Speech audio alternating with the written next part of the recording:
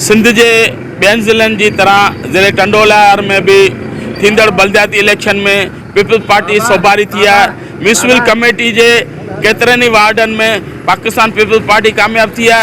ऐं जॾहिं असां यूनियन काउंसिल की ॻाल्हि करूँ तो उन्हनि जी केतरनि ई सीटुनि में पाकिस्तान पीपल्स पार्टी सोभ माणी है। इन वक्त असां वटि मौजूद आहे MC वार्ड 2 जो कामयाब उम्मीदवार गुलाम मुस्तफ़ा ज़रदारी। उन पुछंदासीं त अहिड़ा कहिड़ा अहम मसला आहिनि जेके तव्हां ॿीहर कामयाब थी आवाम की खिदमत कंदा। जी बिस्मिल्लाह रहमान रहीम। ॾिसो अल्हम्दुलिल्लाह पार्टी ॿियों दफ़ा असांखे टिकट ॾिनी आहे। पहिरियों दफ़ा बि असांखे ॾिनी हुई बुकिया रोड तां काफ़ी वार्ड जा कम कराया। उन नतीजे में उन वार्ड तां पीपल्स पार्टी कामयाब थी आहे। हिन महिल असांखे वार्ड नंबर 2 तां पीपल्स पार्टी नॉमिनेट कयो हो। शुक्र अल्हम्दुलिल्लाह अवाम जी महिरबानी जी असांखे वॾी एक्सरेस सां कामयाब कयो आहे।